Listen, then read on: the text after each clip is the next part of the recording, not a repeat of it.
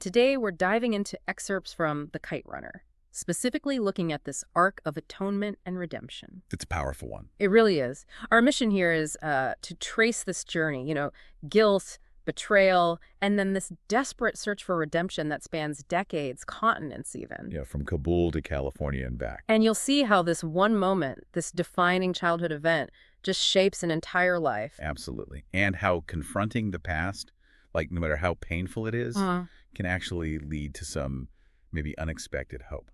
Okay, so let's set the scene first. We start off, and it feels almost idyllic, doesn't it? It does on the surface. Kabul, Afghanistan. You've got young Amir, his father Baba. A really imposing figure, Baba. Oh, definitely. And then their Hazara servants, Ali and his son, Hassan. Right, Hassan, who's Amir's closest friend despite everything. Despite the social chasm, yeah. Amir's home is comfortable, privileged.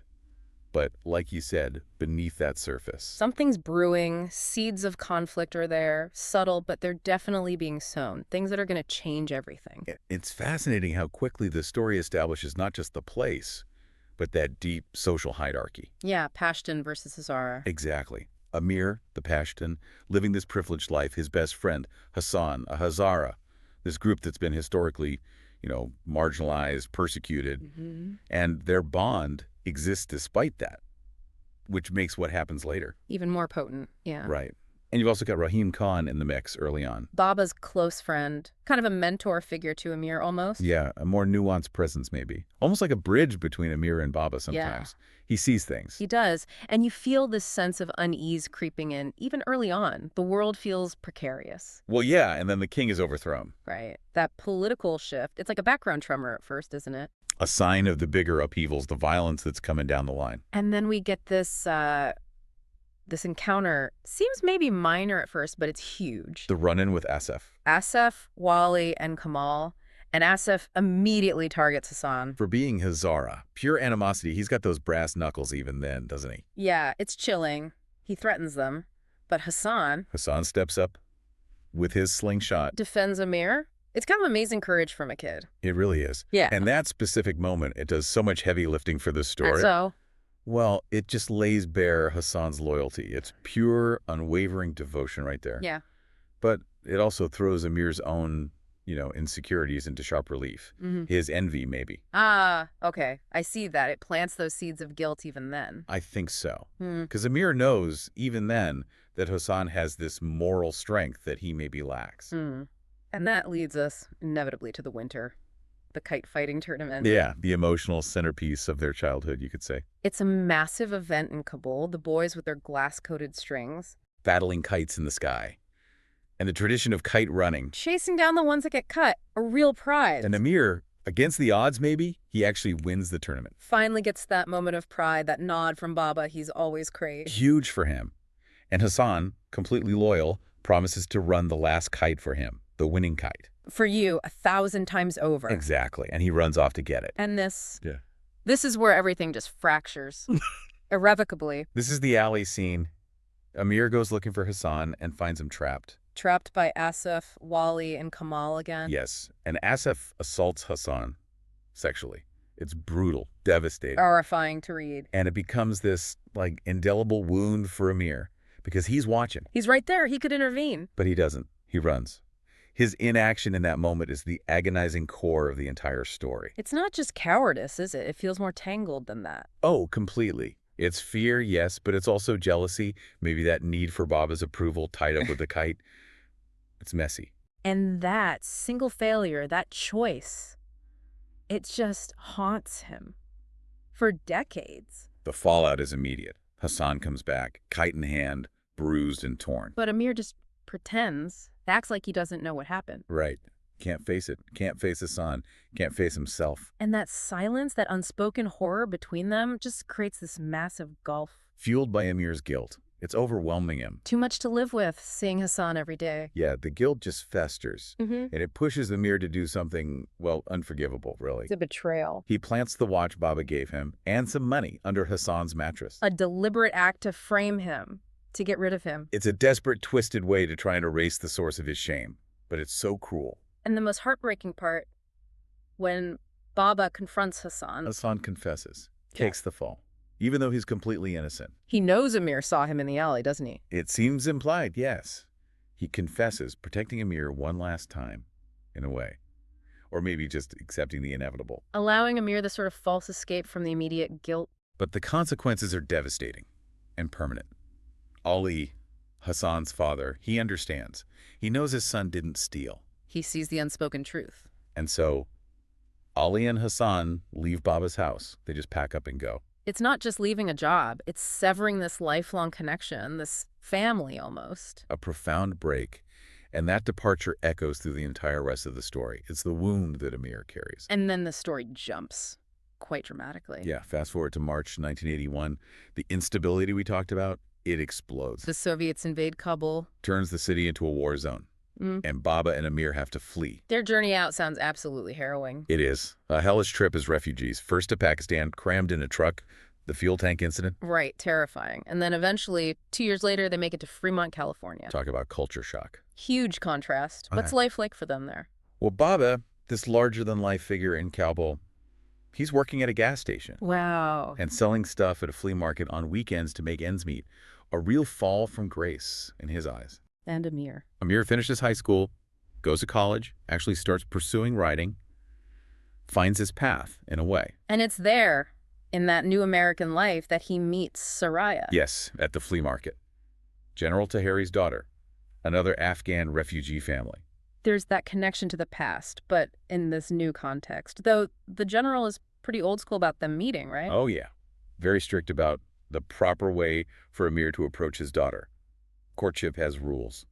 So Amir's building this new life, getting married, becoming a writer. It seems like maybe he's escaped the past. It seems like it. But the past is never really gone, is it? It's just dormant. True. And tragedy strikes again. Baba gets sick. Lung cancer. It progresses quickly. Which pushes Amir to propose to Soraya fast. Yeah, he wants Baba to be there. They get married, a traditional Afghan ceremony. But Baba dies just a month later. So much loss. And then there's another quiet struggle. Amir and Soraya, they try to have children, but they can't. Adding another layer of maybe unfulfillment, or echoing that void Amir still carries. Perhaps. It's another kind of longing in their otherwise settled American life. So years go by. Amir's a published novelist. Married life in California seems stable. On the surface, yes. He's seemingly detached from Kabul, from Hassan, from that winter. But then the phone rings. The call that changes everything is Rahim Khan. From Pakistan. He's sick. Very sick. Here, and he tells Amir, there is a way to be good again. Chilling line. He asks Amir to come to Peshawar. And Amir goes.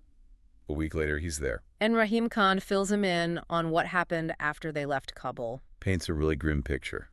The devastation after the Soviets left, the infighting, and then the arrival of the Taliban. Their violent, oppressive rule. Exactly. But then he tells Amir about Hassan. What happened to him? Rahim Khan found him years later, living modestly. He convinced Hassan, who had married a woman named Farzana and had a son, Sohrab, to come back to Kabul, to live in and look after Baba's old house. Wow. So Hassan went back to their childhood home. A kind of return, yeah. Yeah. A little pocket of hope, maybe, amidst the chaos. But knowing this story, you feel like that hope can't last. It doesn't. Rahim Khan then recounts getting this call from a neighbor in Kabul. Oh, no. The Taliban came. Rumors about Hazaras living in a grand house. They dragged Hassan and Farzana into the street. And shot them, just like that. Executed them, sent their son, Sohrab, to an orphanage. Devastating. Absolutely devastating. And then Rahim Khan delivers the final, shattering revelation. The secret Baba kept his whole life. That Baba was Hassan's biological father. Making Hassan Amir's half-brother. Exactly. Suddenly, Amir's childhood betrayal, his guilt, it's all recontextualized. It's even deeper. It's family. And Baba's hypocrisy. The man who valued honor above all else. Lived this monumental lie. It completely shatters Amir's image of his father. And it reframes his own betrayal too, doesn't it? Not just a personal failing, but maybe part of this pattern of secrets. Possibly. And critically, it makes Sohrab not just some abstract victim. He's Amir's nephew. His responsibility. Directly. Rooted in his father's hidden legacy. And Rahim Khan gives him the mission, the way to be good again. Go to Taliban-controlled Kabul. Find Sohrab in that orphanage. Rescue him. And bring him back to Pakistan, where Rahim Khan says there's a couple, the Caldwells, who run an NGO and will care for him. A perilous task, going back into that danger zone. But Amir accepts. He has to. It's the collision course of his entire life's guilt, finally presenting a direct path, however dangerous, towards atonement. So the journey back into Afghanistan begins. It's incredibly risky. Very. He needs a guide, Fareed, who is initially hostile but warms up to the mission. They make it to Kabul. Finds the orphanage Sohrab was sent to, but he's not there. No. The director, Zaman, looking broken himself, tells Amir that a Taliban official comes periodically, takes children, usually girls, but took Sohrab about a month ago. Pays cash. Horrifying. Just horrifying. Zaman gives Amir a lead, though. Tells him the official often attends the soccer match at Ghazi Stadium. He'll be there the next day. So Amir goes to the stadium. And witnesses the sheer brutality of the Taliban rule firsthand. The halftime show is an execution. The official presides over the stoning of a man and a woman in the back of pickup trucks. It's a public display of terror. Setting the stage for who this official is, Amir arranges to meet him. Through a guard, yes. He manages to set up a meeting at the official's house. And when he gets there, Sohrab is brought in. Dressed in this blue silk outfit, mascara, bells on his ankles, dancing. It's clear he's being sexually abused. Just gut-wrenching. And then the official starts talking. And Amir recognizes the voice. He pulls down his sunglasses. It's assef. The boy from the alley. Now a powerful, sadistic Taliban leader. The architect of his deepest trauma, face to face. A full-circle moment, a reckoning. Assef recognizes Amir, too, eventually. Calls it unfinished business. And he just attacks Amir. Savagely. With those same brass knuckles from their childhood. Beats him mercilessly. Broken ribs, split lip, orbital fracture. Payback, he calls it. But then, an echo of the past in reverse. Sohrab steps in. Just as Hassan defended Amir all those years ago. Sohrab uses his slingshot. Hits Assef square in the left eye. Blinds him. Allowing them to escape. Sohrab saves Amir. A powerful symbolic moment. The defense of family, passed down a generation. But escaping assef is just one battle won. The war for Sohrab, for redemption, is far from over. Right. Amir is recovering in a hospital back in Peshawar. Battered, but alive. And Sohrab is with him. But then he gets more bad news. Crushing news. Rahim Khan is gone. Likely passed away. And he left a letter confirming the couple, the Caldwells, who were supposed to take Sohrab. He never existed. Never existed. Yeah. Rahim Khan made them up to get Amir to go rescue Sohrab. Believed it was the only way Amir could truly atone. Wow. So now Amir, Sohrab's only hope. And he steps up. He makes that commitment. He asks Sohrab if he wants to come live with him and Soraya in America. And Sohrab accepts, tentatively. But the challenges just keep coming. Back in the U.S. or trying to get there via Islamabad. The bureaucracy.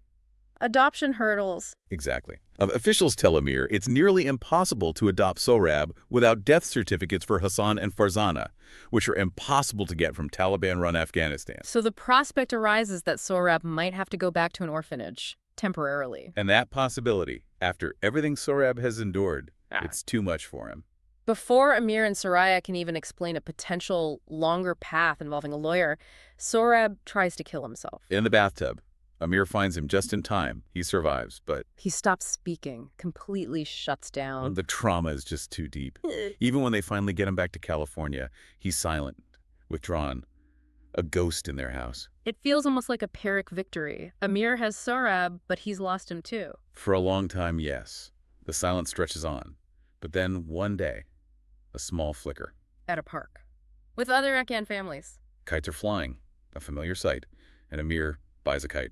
Gently encourages Sohrab to fly it with him, a tentative step. And they do. They fly the kite. They even get into a kite battle with another one. And Amir remembers. Uses one of Hassan's old tricks, the lift and dive.